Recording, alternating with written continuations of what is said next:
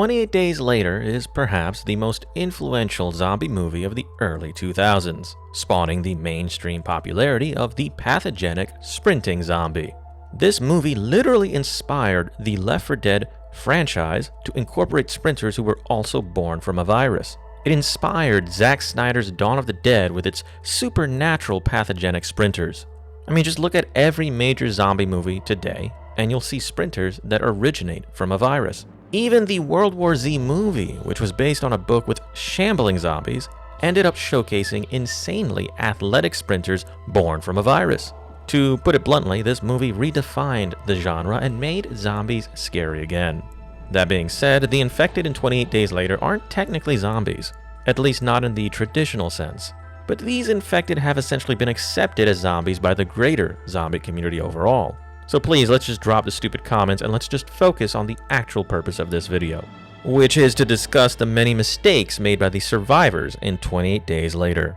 In the movie, we see that Jim wakes up miraculously in a hospital bed, just like Rick Grimes. Fun fact, these ideas sorta came out at around the same time, with neither Alex Garland nor Robert Kirkman copying the other.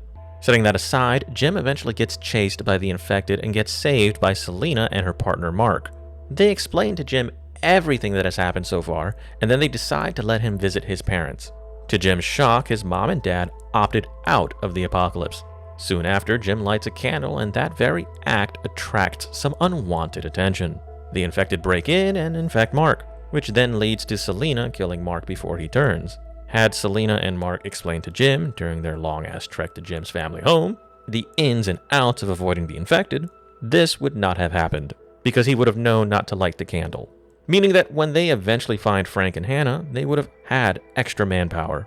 We then see that Jim and Selena find Frank and his daughter when he saves them from a group of infected.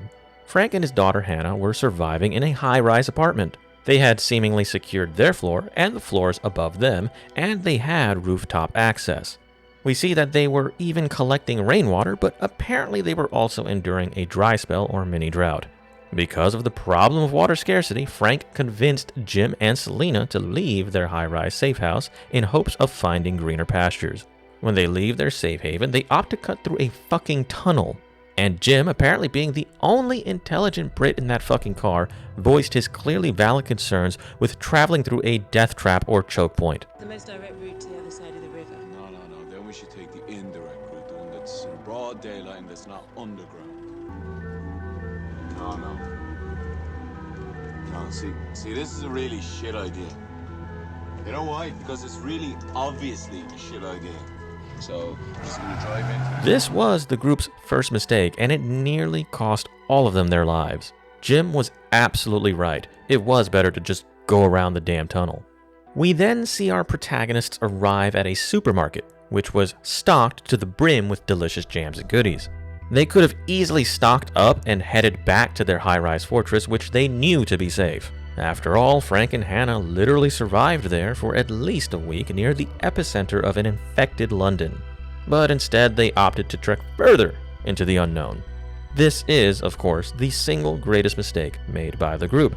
Had they merely returned back to the apartment with loads of food and water, they would have survived their ordeal without losing Frank, who by the way died because he couldn't control his own anger.